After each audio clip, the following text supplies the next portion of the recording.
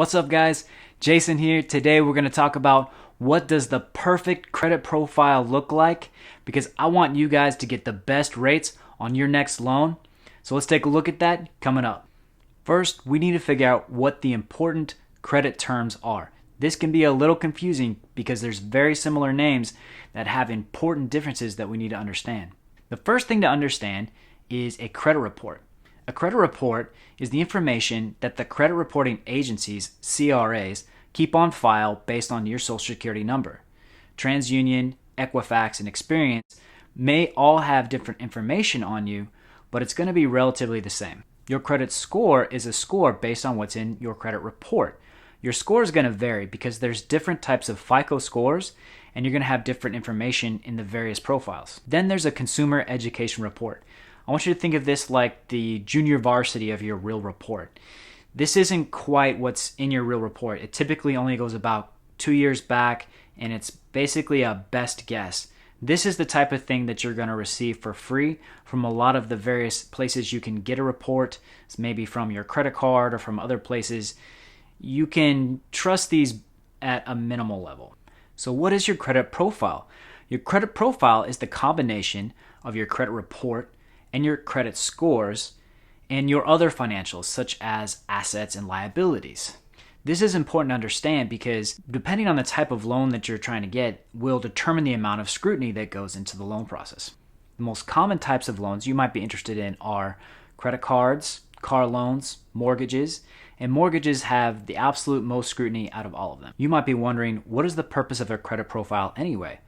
Well, the purpose of a credit profile is for lenders to put you in a category of similar customers because they want to determine how profitable you are for them and the likelihood that you're going to default on your loan. What are some of the important aspects for the perfect credit profile when it comes to getting a mortgage? Mortgages have the highest standards, so they're going to look at a lot more details than other loans. They're also going to look at your history much further back. They want to know that you have an excellent credit history. They also want to know that you have stable income. The lender is going to analyze the stability of your residence and your employment. They also want to know what your income looks like and your assets. Your liquid assets and income show them how easily you can pay back the loan, and your job stability and housing shows them how productive you are for the long term over the length of the loan. Ideally, you want to have a debt-to-income ratio of 55% or better. It's not a hard rule, but that's the thing to strive for. Also, they're going to average your monthly income over the last 2 years, and that number combined with your debt-to-income ratio is going to determine how much you qualify for. How does your age help or hurt you? Well, if you're young and you don't have much credit history, that's not working in your favor, especially for a mortgage. If you're older, say 55 or older, that's also going to hurt you a little bit because you may not have another 30 years of income. You want to make your credit profile look as good as possible with different types of credit, and that's called a good credit mix. And there's a hierarchy of what is the best type of credit to have on your credit report. The hierarchy is mortgage loans, personal loans, cars, student loans, credit cards, and medical bills. Now, if you plan to apply for a mortgage and it's your first one, so you don't have one in your mix currently, what you can consider doing is getting a personal loan, and that'll look pretty good on your mix as well. Having a long-term credit history is critical when it comes to getting a mortgage. For example, Fannie Mae and Freddie Mac won't even consider underwriting your mortgage if you have less than 2 years history on less than 2 types of credit. They might accept it, but you'd be looking at much higher rates. You might be wondering, what is a good credit card mix? You want to have at least 2 bank cards such as Visa or Discover or MasterCard. And then you want to have 1 to 2 store cards like Macy's or Home Depot. You want to keep your credit utilization as low as possible, preferably under 10%. And that's for both the total credit utilization for all of your credit cards and the credit utilization for each individual credit card. A good tip is for you to not carry a balance if you can, and then you should pay off your balance before the due date, because it's possible that your credit cards will report to the agencies after your due date. So it will show that you still had a balance even though you pay it off every month. Now, something that you should try to do every 6 months to a year is increase the credit limits on your credit cards. I regularly do this and I typically have success. My best success comes from the credit cards that I use the most. I have a few credit cards that I rarely ever use. I just put a reoccurring bill on them to make sure that it's looking good on my credit report.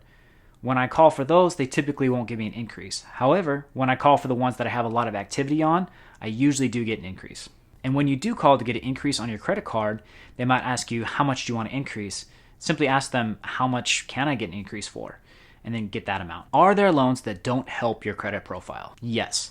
There are 3 types of loans that don't help your credit profile at all. The first type of loan is a 401k loan. Yes, you can borrow from your 401k, but that doesn't help your credit report because it doesn't report to the credit agencies. The second type of loan that's not going to help your credit rating is if you get a loan from a payday loan. You see, they don't check your credit report, so they're not going to report to your credit agencies.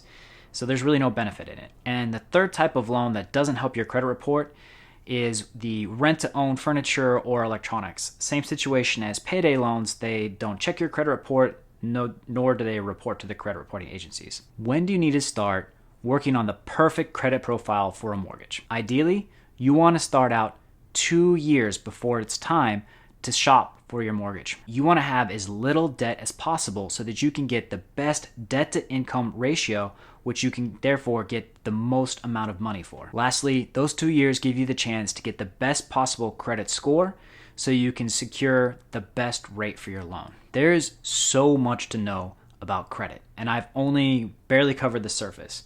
My absolute favorite book on credit is Your Score by Anthony Davenport. I highly recommend it. Personally, I listen to it with my Audible subscription.